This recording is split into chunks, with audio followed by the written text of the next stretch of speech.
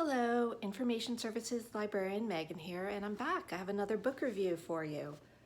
This month, Mrs. March by Virginia Feito.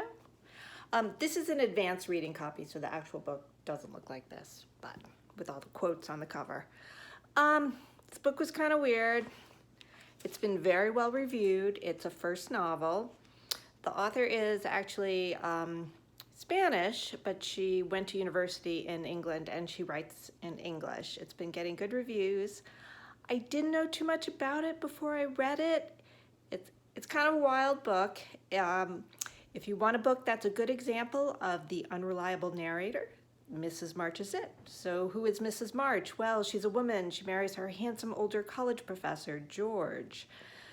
George goes on to become a successful novelist. Mrs. March, as his second wife, moves to the Upper East Side. She has a son. She becomes a housewife, a mother, doorman apartment, housekeeper named Martha. My guess is this book takes place in the 60s or 70s. There's no computers, there's no cell phones. Things are chugging along, and it becomes apparent that all is not well with Mrs. March. She keeps seeing cockroaches. There aren't any cockroaches. She has imaginary conversations with people who don't exist. Her world's kind of limited. She doesn't have a lot to do except host dinner parties. George is often not around. He's at his editor's hunting cabin in Maine quite a bit. Not sure what's going on there. As the book goes along, Mrs. March, and she's never referred to by her first name, she's always referred to as Mrs. March. She's slowly losing her grip on reality. She has experiences we're not sure if they're real or if they're in her mind.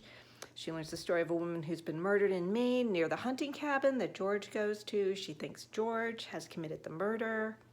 Her housekeeper quits, says, "You need help." Mrs. March thinks that means she needs to hire another housekeeper or maid.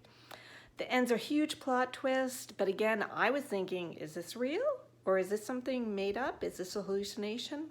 I'm not really sure. Interesting book, well written. Give it a try.